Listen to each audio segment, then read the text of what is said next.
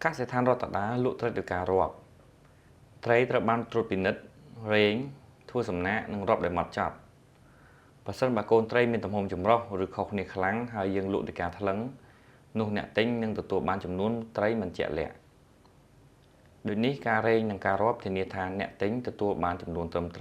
tầm hồng trầm trời nâng côn được phiêu bung một phật chạy cái tên này cà rèn miền sạt sầm khán nè bà dương thua viên mặt bàn trầm trời tế việc mà coi miền phiêu đồng khán đo trờiឬអាចធ្វើឲ្យត្រីរងរបួសនៅពេលដែលវាឆ្លងកាត់របារែងដូច្នេះអ្វីដែលអ្នកគួរធ្វើគឺដាក់ត្រីតូចៗនៅក្នុងឧបករណ៍រែងម្ដងបន្តិចធ្វើយ៉ាងណាឲ្យត្រីហើរចេញដោយសេរីបន្ទាប់មកយកត្រីដែលត្រូវទំហំដាក់ក្នុងផ្នែកមួយទៀតត្រូវប្រកាសថាកុំដាក់ត្រីក្នុងកន្លែងចង្អៀតឬដាក់ត្រីច្រើនពេកនៅក្នុងឧបករណ៍រែងក្នុងពេលតែមួយហើយលើកដាក់ប្រដាប់រែងចុះឡើងបង្ខំត្រីឲ្យឆ្លងកាត់របាបន្ទាប់ពីរែងហើយយើងត្រូវរាប់ដោយមានភាពរហ័សរហួននិងដៃស្រាលនៅពេលដែលត្រីគ្រប់ចំនួនតាមការបញ្ជាទិញហើយ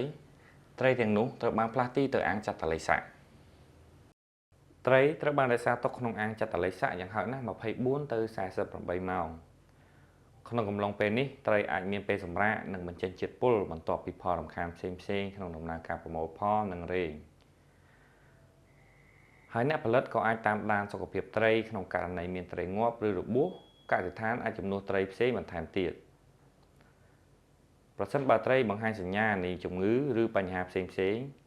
កសិករអាចធ្វើតេស្តបន្ថែមដើម្បីកំណត់បញ្ហាហើយសម្រេចចិត្តថាតើកូនត្រីនោះត្រូវអាចលក់បន្តឬមួយក៏អត់ក្នុងដំណាក់កាលនេះយើងមិនផ្ដល់ចំណីដល់ត្រីនោះទេព្រោះកាលណាត្រីស៊ីចំណីវានឹងមានកាកសំណល់ច្រើននៅក្នុងពោះ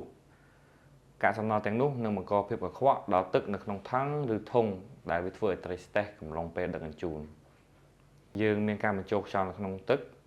ហើយមានលំហូរទឹកចេញចូលដើម្បីរក្សាគុណភាពទឹកឲ្យបានល្អបន្ទាប់ពីត្រីបានធ្វើការចាត់តលិស័កដល់ពេលវេលាកំណត់